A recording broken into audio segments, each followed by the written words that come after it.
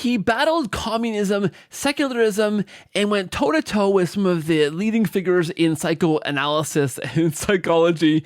And he's not my guest this week because he's dead. But my guest this week talks all about him. I'm talking about Archbishop Fulton Sheen, the guy who launched tens of thousands of conversions to the Catholic faith in a very anti-Catholic time in American history.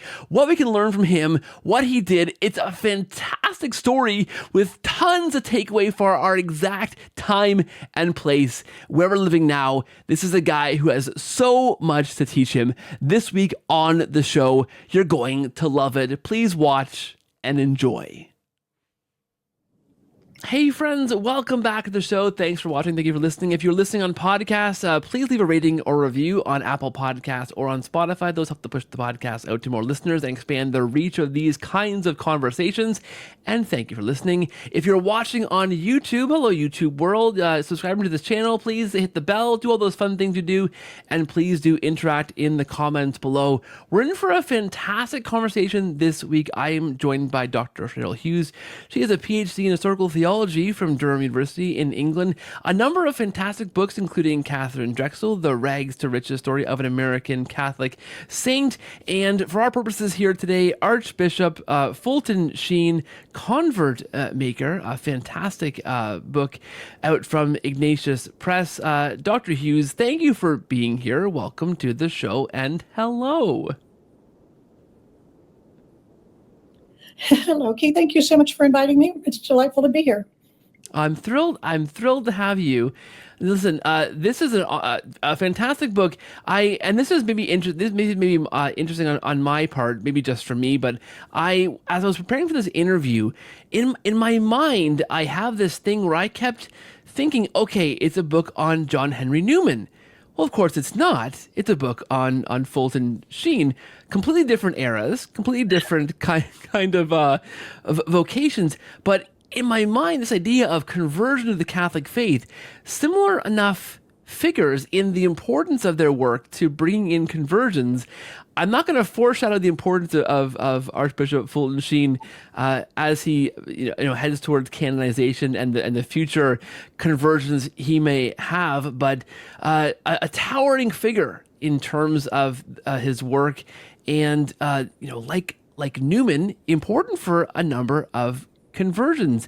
And because I know you, Dr. Hughes, have a conversion story of your own, and listeners to this show are often on that journey or thinking of taking that journey, I thought as we begin, before we dig into the meat of the book and the material, the conversions in there, I wonder if you want to take a few minutes, maybe a thumbnail sketch of your own journey. I don't know if it involves towering figures like Newman or Fulton Sheen, but how did that take place for you? What was your own conversion like? I grew up in a family that was a mixed marriage, is what we used to call them in the 50s or 60s. My mother was Episcopalian and my father was Catholic, and the compromise was to do nothing. And so I grew up totally unchurched. Though they sent me to high school, my last 2 years to high school at a Catholic girls' school, only because the local high school was not accredited. So I wound up in this Catholic girls' school, and I was quite moved by it all, and got to be quite good friends with the principal, who was a very young principal. I would say she must have been in her early 30s at that point. And I just really enjoyed her, and we became close friends, and we conversed with one another for 50 years afterwards.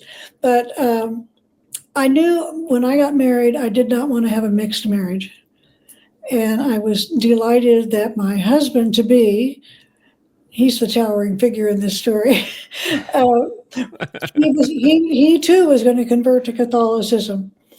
And so that his Methodist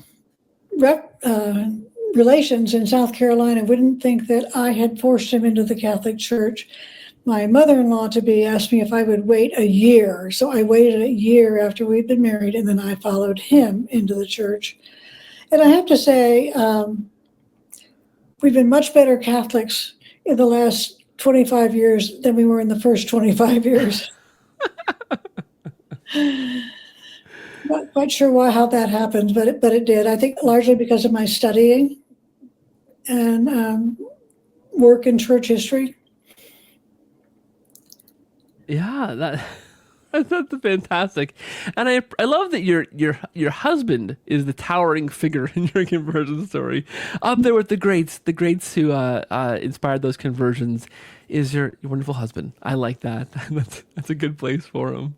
Yeah, for sure. And I love too that you mentioned that the study of historical theology of the church, it's often one of those things. My undergrad is in history, and I took a few church history courses at the local kind of Catholic college that was part of this university campus that I was on.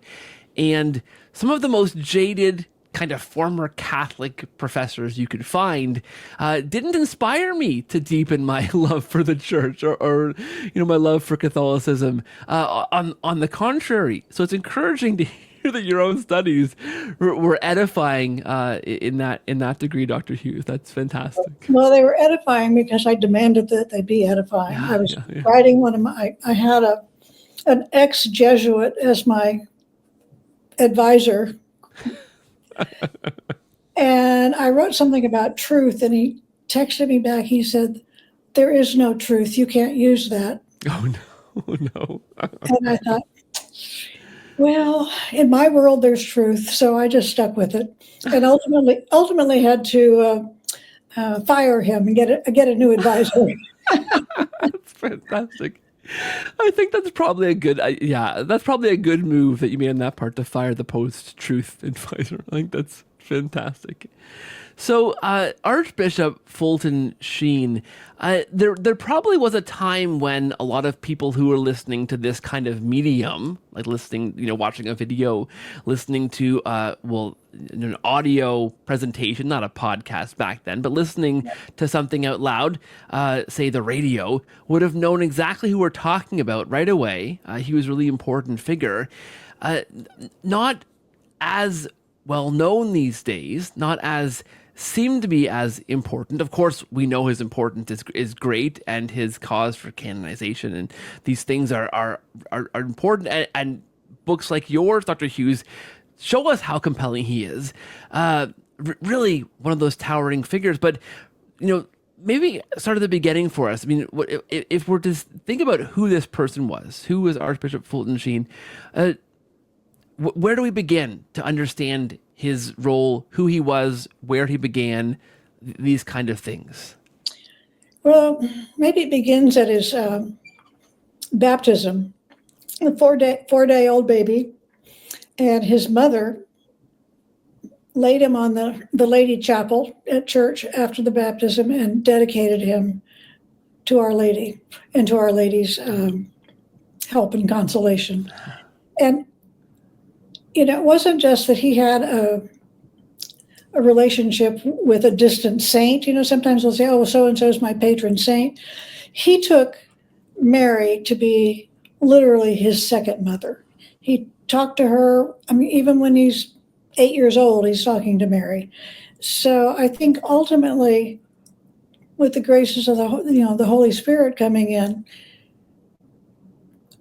he wanted to become a priest almost all of his growing up years. That was not really a struggle at all, but it's just not easy. He came from a poor family. They weren't poor, but they had to work hard on their farms and on their businesses to get the kids through high school and college. But he ultimately was in love with Jesus, and his love for Jesus and his love for Mary just greatly extended to all God's children. And I think he just loved people. He really loved them. He saw the very best in them. He could be naive, I suppose, at times, but really he saw the best in people. And most of the time he brought out the best in people. So he had that ability to touch them somewhere in their hearts, not just in their minds, and bring them into the church. Yeah. So he began at the Catholic University of America. This for me is surprising. 1926. So to me, I'm picturing Archbishop Fulton Sheen at a time when I'm seeing him I could picture videos of him, recordings of him, lectures of him. 1926 seems a long way away, but he began there as a lecturer, held a position there. Is that right? He was actually he held a chair Okay, right. in philosophy. He there was a little bit of dust up in the theology department, and he really wound up eventually much happier over in the philosophy department. So he was one of the new Thomas scholars and a brilliant young man and an excellent speaker. And so his reputation got out as a speaker. And I think he was first on the radio in 1928 when he was preaching a Lenten sermon in New York City at the Church of the Paulist Fathers, their main church. And there were so many people, they had to put seats outside. And because there were so many people, they decided, the clever Paulists that they are, they brought in a radio station who first, sort of toe in the door of being a media superstar. And that at that time would have been huge, right? That was, I mean, I guess that was kind of I don't know if there's a golden era of radio, but certainly this was like a time when, you picture families crowding around the radio. This was the means of mass communication, right? That's all they had. They're coming out. They're coming out of the Depression, not fast enough for most people, and the only kind of entertainment they, as a family, could afford was the radio. And so it really is the golden age of radio. I mean, there were dramas and comedies and all kinds of things on radio in those days. So, he was lucky. He hit the golden age of radio and then in the infancy of television. So he just, he had good luck that way. Yeah, yes. And I think what's interesting, I mean, we're thinking of the idea of conversions, is this too was a time, I think, right, when the Protestant Christian radio shows, like those, you think of those great preachers, right, those great kind of, sometimes fire and brimstone kind of presentations of the gospel, like those, the Bible kind of thumping fundamentalist type radio personalities, right? This was Amy Semple McPherson was on radio. Yes, obviously there was that. And by the time they got to television, and I don't want to skip over all the radio, but by the time they got to television, there was so much infighting somehow amongst the evangelical preachers, and the concern that they were so anti-Catholic. And so the television studios got together, ABC, NBC, CBS, and they offered to the sort of the heads of the Catholic Church it was in New York City, airtime, good airtime, not at 2 a.m. when most of those people had to be on, but regular good time, airtime, and it had to be an excellent spokesperson for their faith, who put his best foot forward, if you will. Somebody who was not controversial. If you studied history, you might know something about Father Coughlin, who was a fire and brimstone Catholic priest, but highly, highly, highly anti-Semitic and pretty dangerous and demagogish. And so he eventually got off radio altogether and started his own radio station. So the going into television, they gave air to Catholics, Protestants, and Jews. But I have no idea what happened to the others, because Sheen just took off, and I don't know who spoke for the others. But part of the whole point, from the hierarchy's perspective, was to make Catholics less alien. In the 20s and the 30s. In the teens, there had been a huge influx of Europeans, often from Catholic countries, Italians, Germans, Irish.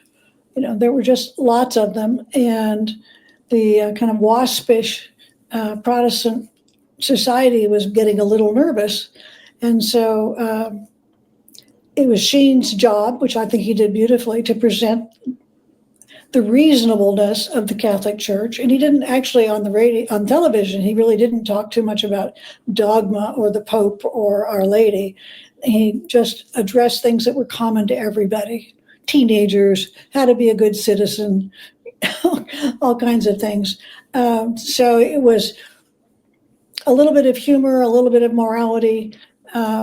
He would not say that he was an actor at all. He spent hours and hours and hours preparing for his programs until he knew them all backwards and forwards. And he didn't speak from a script of any kind. In fact, when he was preparing his talks for the television, he said them in Italian to an Italian speaker and in French to a French speaker, because he thought by playing with the languages, he would be sure to, get the right nuance that he really wanted. Yeah, that's fascinating. And it's fascinating to me, first of all, what a different time when the stations would want to give fair airtime to Protestants, Catholics, and Jews. That's fascinating to imagine such an idyllic time in our history. It seems quite a different era. But I find it fascinating that, I mean, first of all, that he was there to speak to people of all those different faith backgrounds and, say, ethnicities and different places in their spiritual walks, not just Catholics, but speak to all those people, and to represent, and that, his important role was being that, so not just talking to everybody, but being that Catholic voice, that kind of the voice of the church talking to everybody, right. And that he just didn't preach dogma and doctrine, that wasn't his approach. Because that tells you a lot. He had a big weight in his shoulders. He had a lot to do, but he didn't just pigeonhole his message and just talk about doctrine and dogma. Obviously, it was important to him. It was foundational to him. But he knew his audience, right? And knew how to make the faith approachable by not, right? That's pretty interesting. And so what happened was from those programs, people would come to him individually. And he would have now, if it was a high profile person, he often would do a one-on-one instruction with that person.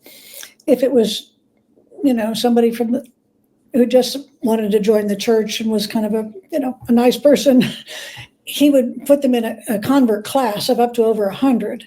So he would have to find school auditoriums or, venues for these classes.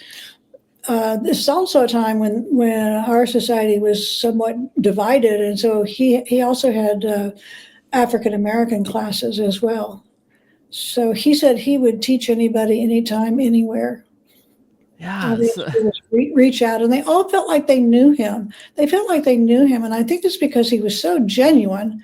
And here he is. He's on a bare stage. This is a television program. Yeah. He's on a bare stage. He's got a cross on the wall, not with no corpus on it. However, it's we don't want to offend the Protestants who don't put corpuses on their crucifixes. There was the statue of Our Lady, and he sort of referred to her as Our Lady of Television. And there was a blackboard that he would occasionally write on. And so there you are. You've got this man in a skirt, and he's just talking to you. But he seems like he knows you. He would say, would it please you tonight if we talked about whatever it was going to be?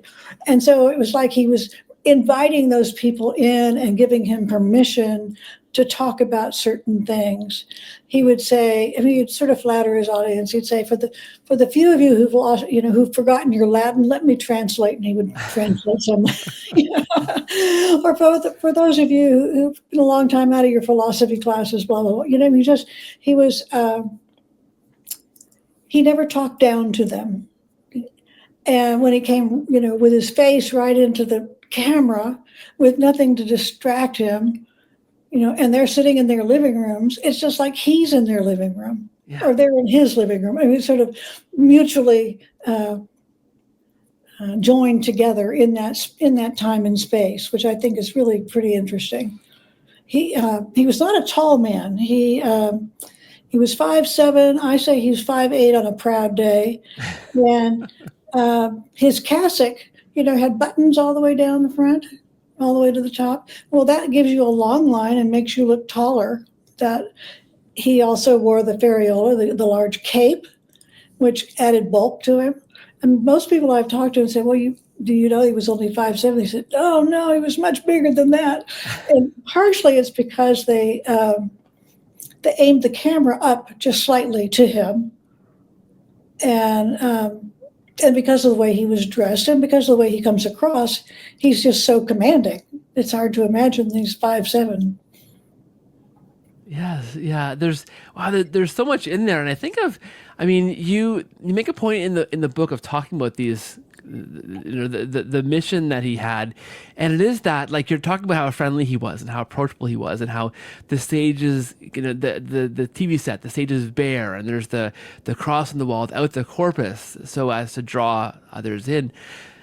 I think you make a point of this, that really his role, and he was doing, say, teaching. He was teaching classes. He was instructing. He was deepening. He was making converts, right? Right.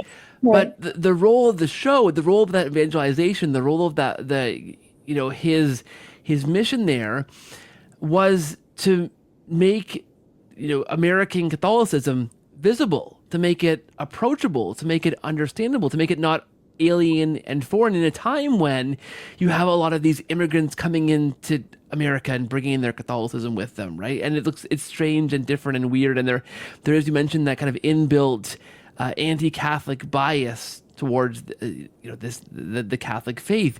But here he is, and I think this is fascinating, not doing that deep dogmatic teaching or doctrine, right? Or like he's teaching Latin by making a joke and then saying, here's what this means in Latin, right? He's intentionally getting close to the camera and drawing people in. It's that approach of kindness, right? And you mentioned this in the book, right? That a rule of his was kindness, like this mantra, right? That he's leading with kindness, not leading with the doctrine and dogma that divide us, but being that approachable person that first shows that Catholicism isn't weird and crazy and scary, right? It's something that is compatible with being an American, right? Sure. And then it has intellectual underpinnings that are necessary for people to think about. Yeah, I think that's very fascinating. But then he did do these, and I'm thinking, because there's this tendency maybe to think of this idea of this kind of liberal, everyone's okay Catholicism that you sometimes butt up against when people are trying to share the Catholic faith. You water it down so much that it becomes very easy, very, very palatable to kind of digest, to kind of enter into, right? Very acceptable. That kind of skirts the kind of deep teaching, what the church actually teaches and requires of us to become Catholic.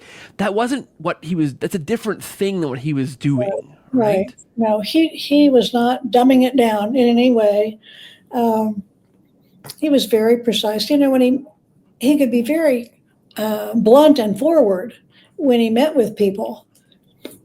Some of the convert stories that are in the book talk about how he would invite somebody to dinner who was a communist operator of some kind, invited him to dinner, and they'd have a nice little dinner. And afterwards, he would sort of clear the table, just push things aside. And he said, now let's talk about the Virgin Mary. What? Or, now let's talk about your soul. It's just pretty blunt and straightforward. So he had this sort of ability to go back and forth to sort of speak to the masses and make Catholicism, I think, attractive. And surely there were many, many conversions because of that. Even on radio, there were many conversions. In fact, one of the conversions in my book is somebody who just listened to him on the radio.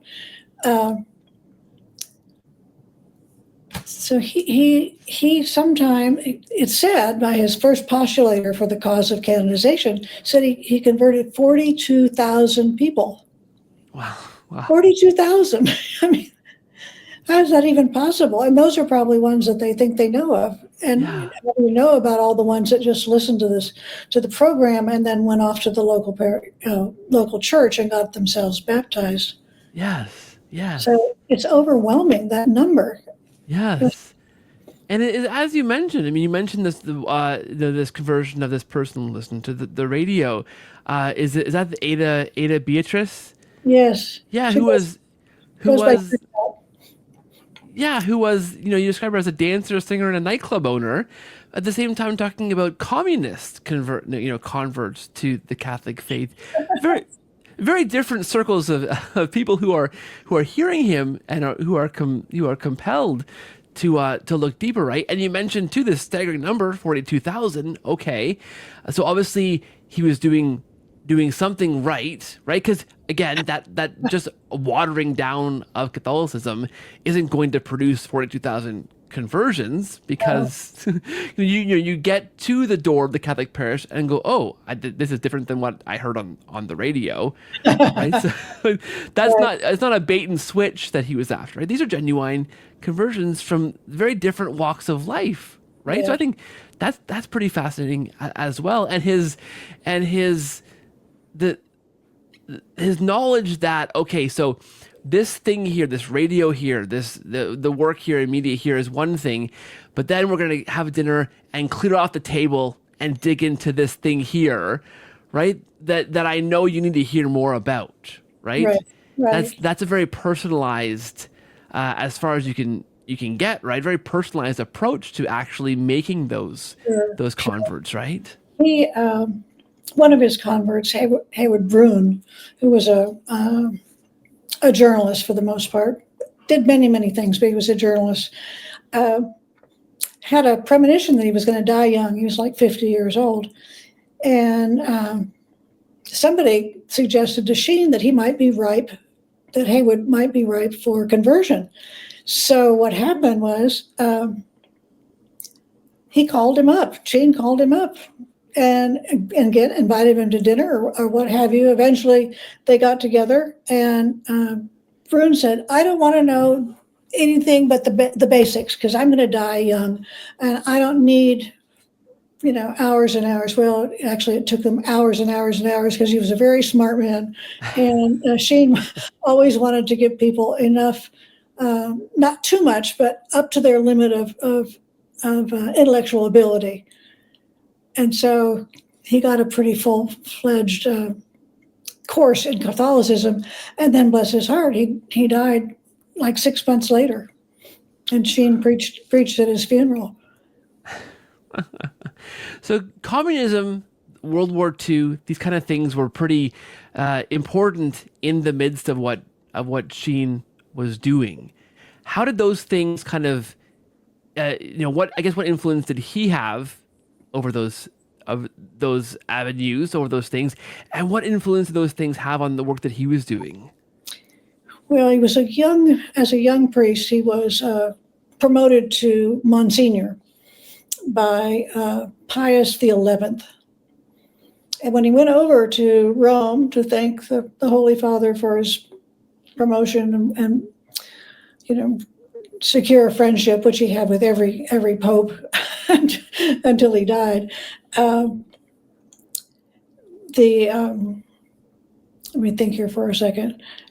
He said to him, communism is trying to destroy the church, trying to destroy Western civilization. He said, I want you, young Monsignor Sheen, to speak against communism. As long as I'm Pope, speak against communism and communists. And so he took those marching orders, and 1917 was the year he went into the seminary. That's also the year that we have, Our Lady of Fatima asking to pray for the Russians. So what Sheen did, he's a college professor. He learned everything there was to know about communism. He read all their books. He read, Marx and Engels. He followed everything, and he had newspapers. He had a Russian-speaking secretary who would translate them for him. he knew so much that when he met Nikita Khrushchev later on, when Khrushchev came to America, he said, I know you know more about Marxism than I do," which is pretty amazing that he would say that. So he actually did take it as a personal crusade, because he really thought that communism would destroy the United States, and if it could, it would destroy the church. And of course, the communists looked at the church as the one bastion to beat down. It's the one thing that's standing between them and, at least I thought at the time, and world dominion. Yeah. And he had a lot of interaction with different communists who then, I guess, many became Catholic later on, right? Through these kind of rigorous, I mean, obviously not on the television program. That would have been the kind of the entry into how they may have met him or been introduced to him. But he had a lot of these rigorous conversations, very philosophical, very theological, very much from the heart of the church, directly to a lot of these communists who then, I think many became Catholic as a result of these conversations, right? Really changed their worldviews. Well, there were a lot of communists. I hate to say, I don't know how to say this, but who meant well. They thought they believed in the goal of the brotherhood of man. Yeah, and they believed in that goal very much. And if they'd just read the papal encyclicals, they would have known that the Catholic Church would have had it all down pat long before they did it, without bloodshed. So this effort on Sheen's part to know the communists better than they knew themselves. And the communists, for the most part, in the 30s and 40s, were Americans. In the teens and 20s, and into a little bit the 30s maybe, they were anarchists and communists who came here from Europe as part of that big European immigration surge that we had at that time. So the ones who came later, or not that comes with the American communists of the 30s and 40s and 50s, they thought that the Communist Party in the United States, the CPUSA, was an American church, an American Communist Party. It's sort of like, the Chinese say that they have communism with Chinese characteristics. Yeah. These Americans thought that they could tame the beast. Yes, what they didn't realize was that the beast was taming them. Yes. And it was every bit as scary. I mean, people disappeared. You don't get, people told them, you don't get out, you either get killed or we throw you out. So it was very serious business to be a communist. And eventually, he had several pretty good converts and some that were a little less successful. But you can't have a 100% rate, I don't think. Always. Well, he did fight with the communists. Yeah. He also fought, interestingly enough, he fought secularism, right? He fought this idea that, I guess, I'm getting this right, that post World War II, here's a time of great kind of social upheaval, of kind of remaking kind of the peace of the world, remaking kind of how we understand countries and nations and our values, a time of great upheaval. And here he was, and I had this right, really emphasizing the importance of the Catholic Church uniquely as holding the keys to what makes social order, what makes right thinking, what makes morality, what underpins these societies, right? Against kind of forces that would really move society away from those kind of historic truths. Do I have that right? Yes, you certainly have it right. And I think reading what he had to say and looking at what we're sort of putting up with now, he looked at secularism as the open door to everything else. Yes, Communism is explicitly atheistic. It explicitly denies God. So it's I mean, right there, it puts itself up against the Catholic Church. Sheen looked at secularism as he called them barnacles on the ship of democracy, and they would slow it down, and if they're not scraped off, it would sink the ship ultimately. So he was an American patriot and an avid anti-communist. And it's funny because I was talking with somebody the other day, and that person was talking about the Red Scare, but I could tell right away that he was talking about the Red Scare as if there never were any communists in the government, which I think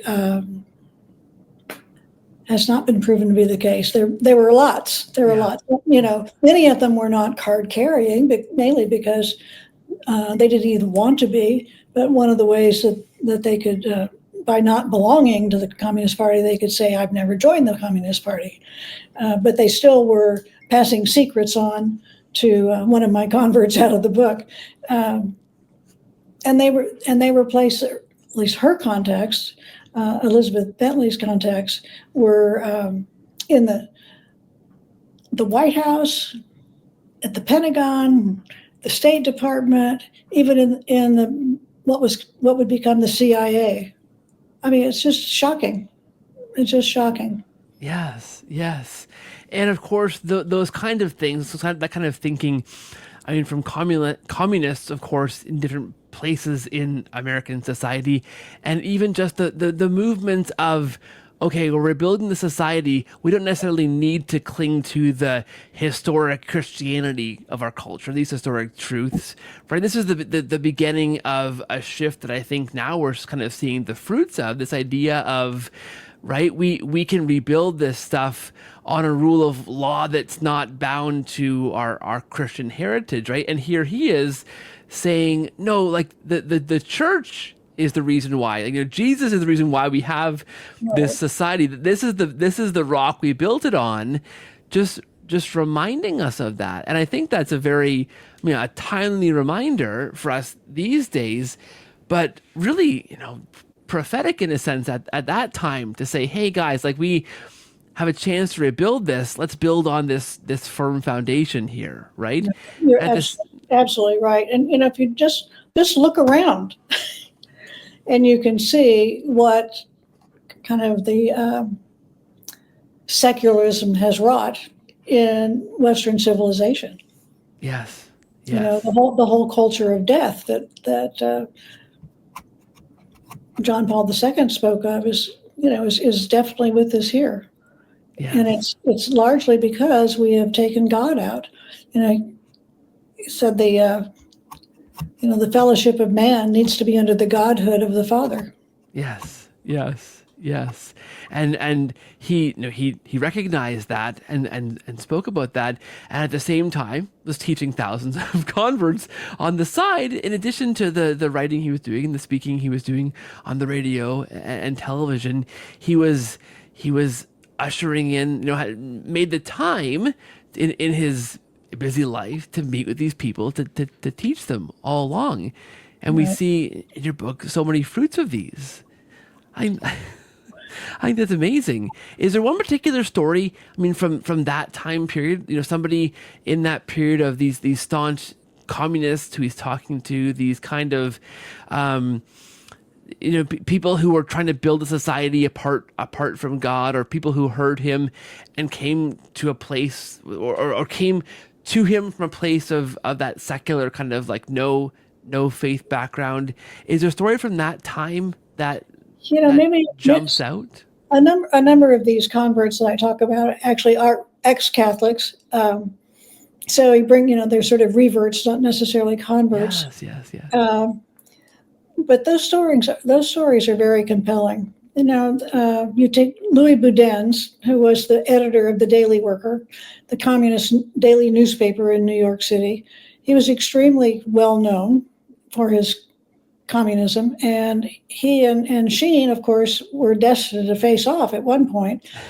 And so, sure enough, Sheen had written an article critical of communism, and then in the Daily Worker, Boudin's wrote a kind of point-by-point refutation of that, and then Sheen wrote back another point-by-point refutation of what he had written. And so they had this sort of ongoing war of the articles. And he's the one who Sheen invited to go to dinner and then cleared off the table and said, now let's talk about the Virgin Mary. But he still didn't convert for several years. And if you get to the back of the book, there's something, a coda that I put on there on conversion and all how that works. And you really can see the mark of pride that was holding Louis Boudin's back for years, holding him back.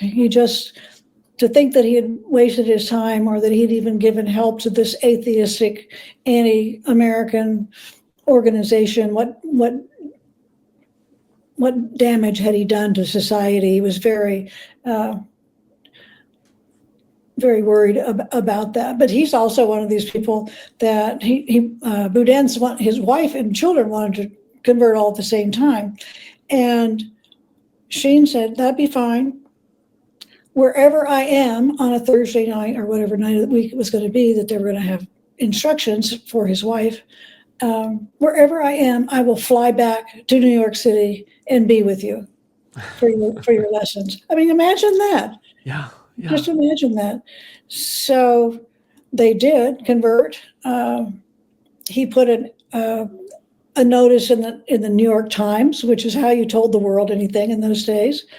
And the next thing you know, Sheen had whisked them off to Notre Dame, where Louis Boudin's taught economics. And then he went from there to a couple of other colleges, but mainly his post-communist life was as an anti-communist. He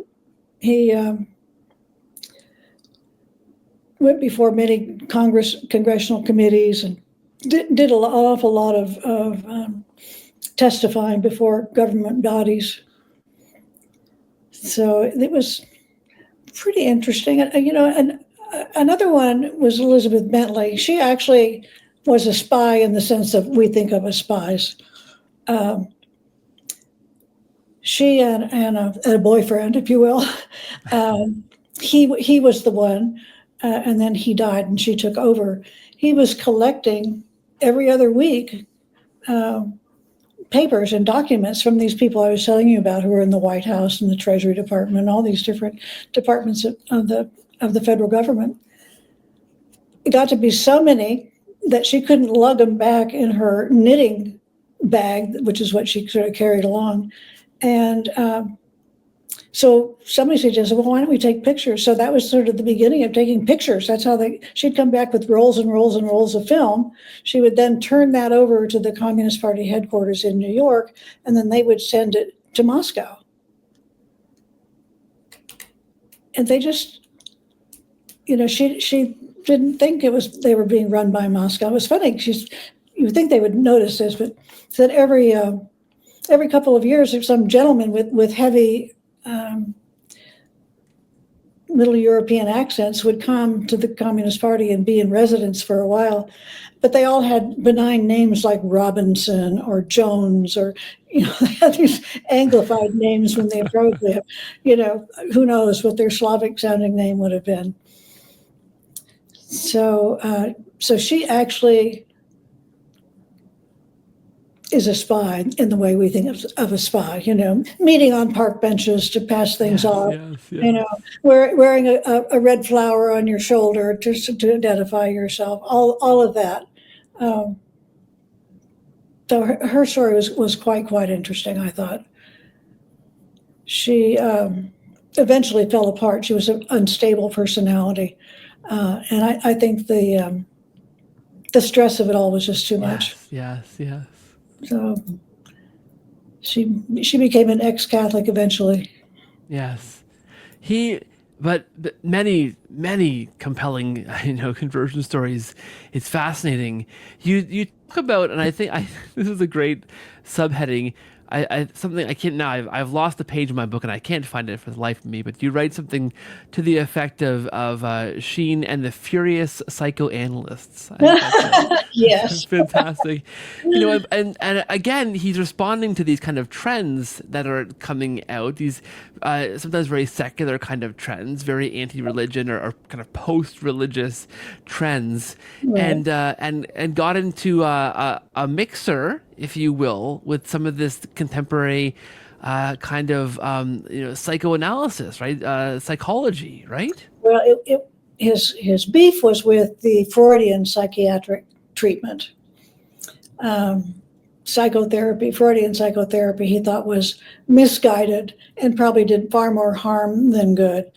Said, instead of just lying on the analyst's couch for an hour every week and telling him your dreams, you'd be better off going to a Catholic church into the confessional and having your sins removed. And that was really his beef. He thought it was false. That was quackery. Yes. He supported psychology and perhaps, medication if you had something that way. But he was really anti Freud. And one of his main converts, Claire Booth Luce, was also anti-Freud after having spent 6 weeks going through, couch therapy with somebody. Said she didn't blame him; he was equally misguided. He the doctor. Yeah, and I think what's fascinating here again, and here is that the kind approach, right? But then the serious kind of instruction that follows that, right? Because he would lament the problem of this Freudian kind of psychoanalysis, and respond with what the confessional, the sacrament of reconciliation, is the actual solution. Right. So again, here's this very Catholic thing that would, I think, be quite compelling to somebody who's spending time, as you say, on the couch, trying to solve their problems with this kind of psychoanalysis, getting nowhere. When they hear somebody, this prominent Catholic voice, this fellow on the radio, on TV, who looks very Catholic but is very approachable, saying, "Hey, here's the solution. It's actually this ancient sacrament of the ancient Catholic Church called reconciliation. Do you want to Yeah. know more about that?" Right? Right, for sure. Oh yeah. Right. He Yeah. wrote a book right after that called Peace of Soul. And so, he said people aren't looking for peace of mind, they're looking for peace of soul. Yes. Yes. Yes. And again, it's that fascinating to me approach of where, right, he's doing that deep teaching in those lecture halls, those church halls, those auditoriums, right, the meeting, as you say, converts wherever they can be found, but right, the gateway to that, the entrance to that again is this just kind presentation of, here's a guy who's not scary or strange, here's a faith that's not scary or strange, but compelling, right?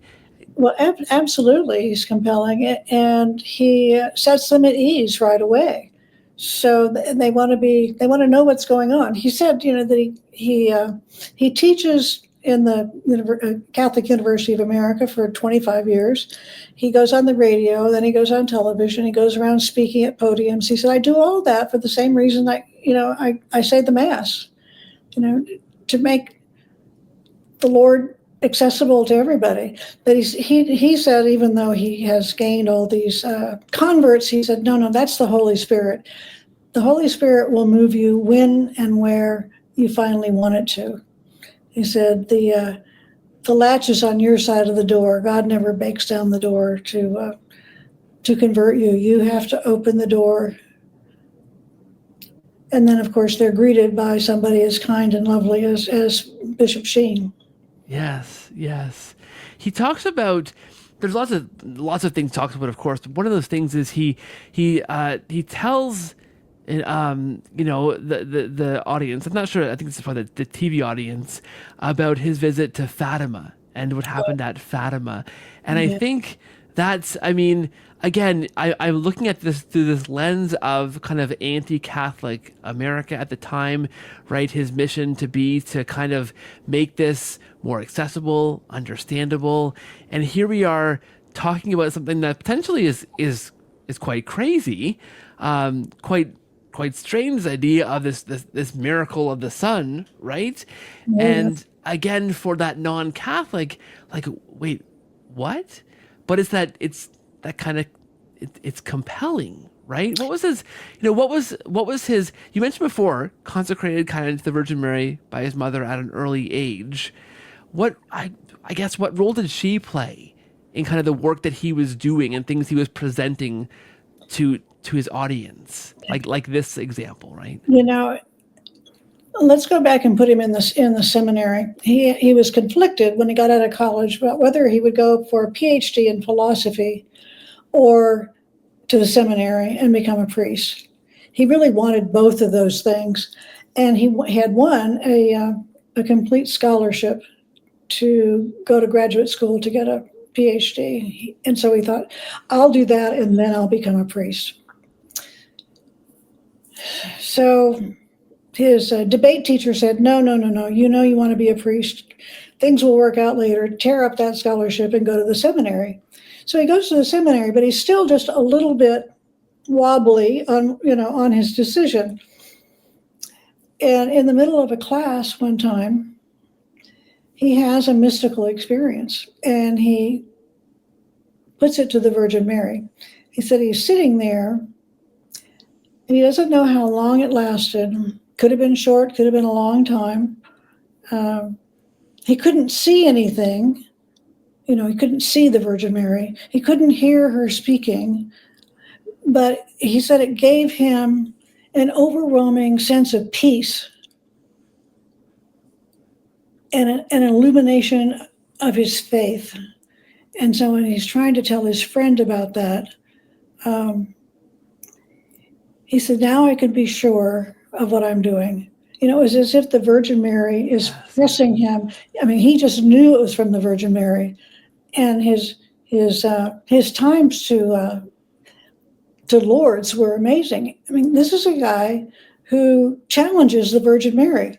One time he challenges her to pay his bill, and sure enough, somebody comes along and pays his bill for him. Another time, he wanted to be sure that he would be able to save souls.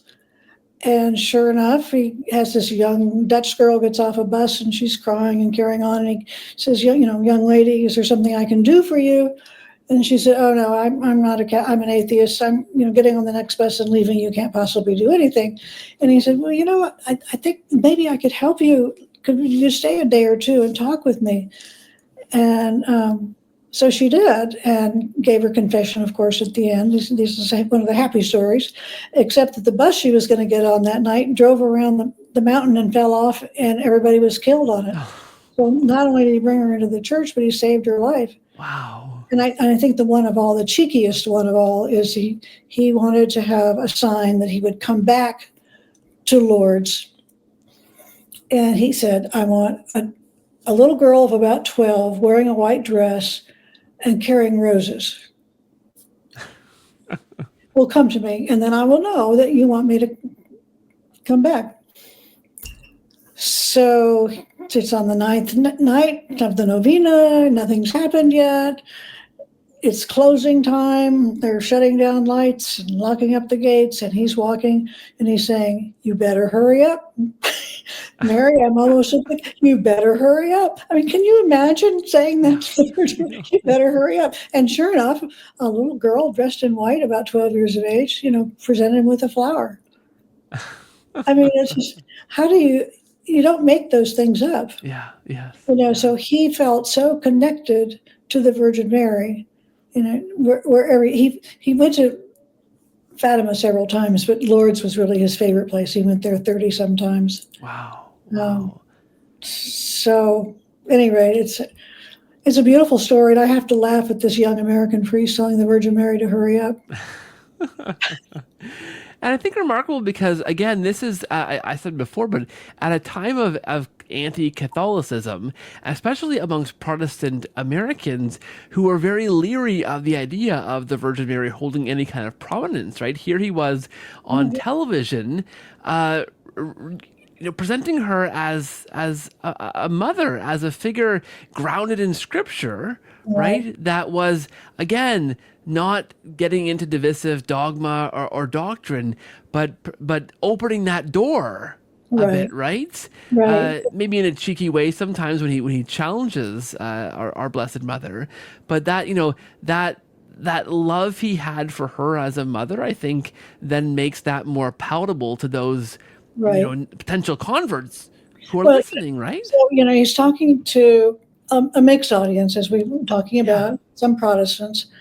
So he doesn't really want to talk about, the Immaculate Conception or those things that would set him up, but he uses Scripture. That's something that they pay attention to. Yes. Yeah. And he uses her as the mother, which again is non-threatening, I think. So he's a genius at reading his audience, knowing how far he can go and Yeah. what he should and perhaps shouldn't say.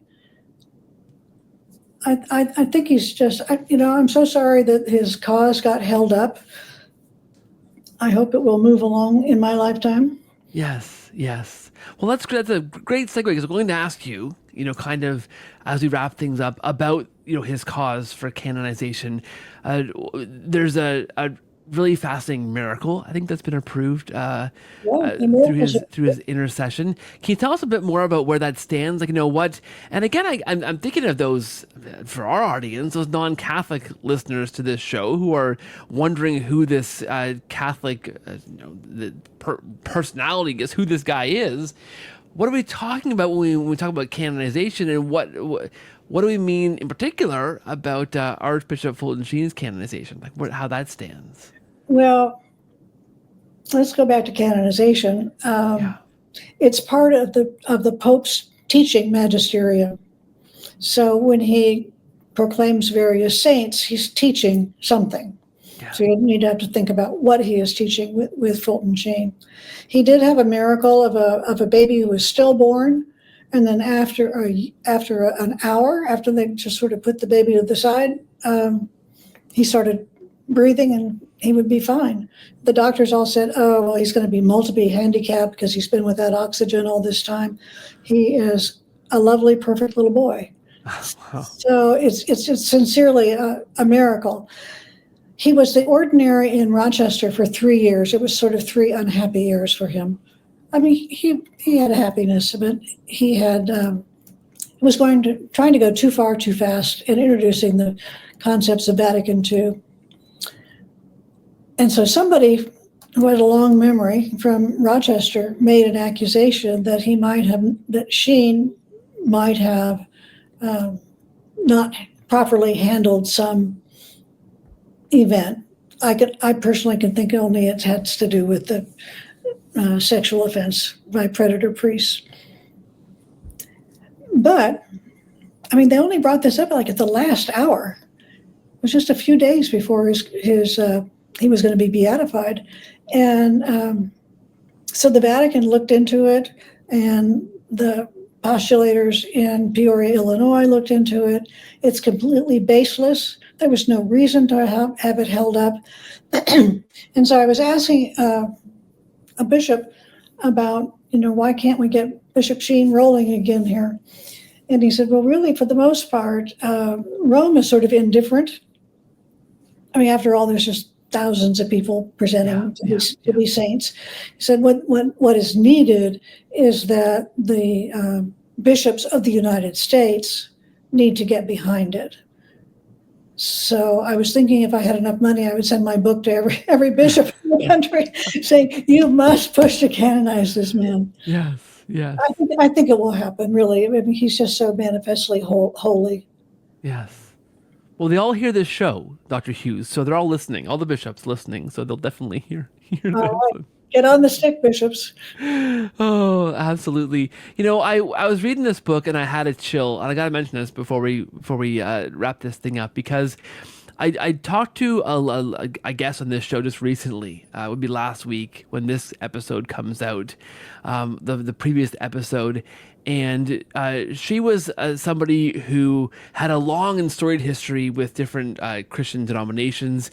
She actually at one point was baptized. She was a war vet and was baptized, joined the Catholic Church, but because there was issues of PTSD and of trauma, she forgot. She forgot that she had this period of her life where she actually was Catholic, and kind of came out of a stupor, so to speak. That's maybe probably the wrong word, psychologically. But she, came back to faith and had no kind of home. So kind of wandered from church to church, was baptized in different denominations along the way, and eventually made her way back to the Catholic faith when she realized, wait a minute, this feels like home.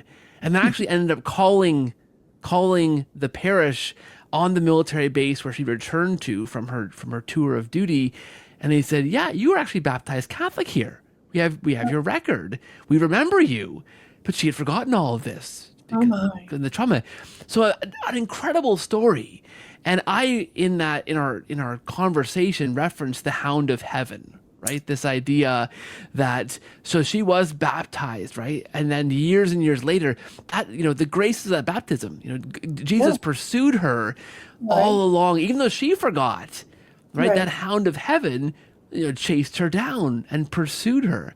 And so when I was reading your book and I encountered, you write about one of Fulton Sheen's favorite poems is this, the Hound of Heaven. I had a chill. And I said, first of all, I think this book is speaking to me in a way I didn't intend it to, Dr. Hughes. I think there's something here. I need to pay attention to this saint, because this is, Fulton Sheen is speaking to me in a way I didn't expect, first of all. That is but also, yes, also that idea of the Hound of Heaven, that idea of all of these thousands, tens of thousands of converts that Fulton Sheen helped to usher into the church, right? They heard his message at some point, that door was open to the Holy Spirit, and the Holy Spirit pursued them, right up until the end. Right until the end. It's funny you should bring that up. And at one point, when I was thinking about what I'm going to call the book, I started to call it the Hound of Heaven. No. Just because he's so persistent and just so there. But I thought, well, that would confuse people. So you couldn't have the Hound of Heaven. Yeah. That's amazing. I love that. So, I saw that, and that caused me to sit a bit more straight and pay a bit more attention to Archbishop Fulton Sheen and his cause and what he has to teach us, right? And if we believe what the church tells us we should believe, right? We got to believe that he's still there praying for us, asking the Holy Spirit to pursue us, right? All the way, all the thousands of more converts that surely he is responsible for through his prayers up in heaven now, right? I'm sure. I think there's a real Sheen resurgence now. There are 2 or 3 little boys at our parish school whose names are Fulton. That's fantastic, and hopefully many more. Dr. Hughes, this is a fantastic conversation, very fascinating topic, incredible life, incredible example for us. I think never more a timely example than kind of the place we find ourselves in today, when we're trying to, in an increasingly anti-Catholic, anti-religious, anti-faith kind of climate, how we go about sharing our faith, sharing our Catholic faith in particular. I mean, there's not a better example for North American, and I think worldwide now, because that kind of I don't want to say poison, but that kind of way of thinking, the secular post-religious thinking, is spread across the world, right? Never a better saint to kind of understand and unpack, I think, than Fulton Sheen for our day and age, right? Very prescient. Yeah, absolutely. I'll put links to your book from Ignatius Press in the show notes for this show. Is there anywhere else you want to point people towards, resources, places to go, to follow you or find other things you are doing? Anywhere you want to point them towards I can put in the show notes? Well, I think I would just say if you have the opportunity to go by Peoria, Illinois, to the Sheen Foundation, I think that Yes, would be yeah, a great thing to do. They have a yeah. very nice museum there, and they are in charge of his canonization. So please, please, please pray for his canonization. Yes, yes. I have a feeling I'm destined to go there sometime soon. I think this is not the first time I'm going to encounter Archbishop Fulton Sheen, just based on some particular coincidences we're having here. So I'm very grateful to you for this fantastic work. Thank you, and we all thank you for your hard work with this, bringing this book to our attention and these fantastic stories. I want to say God bless you, the work you're doing for the church, and thanks for this lovely conversation. It's been Thank a you. thrill. And as Sheen would say, God love you. Well done. Well done. Thanks so much. Thank you.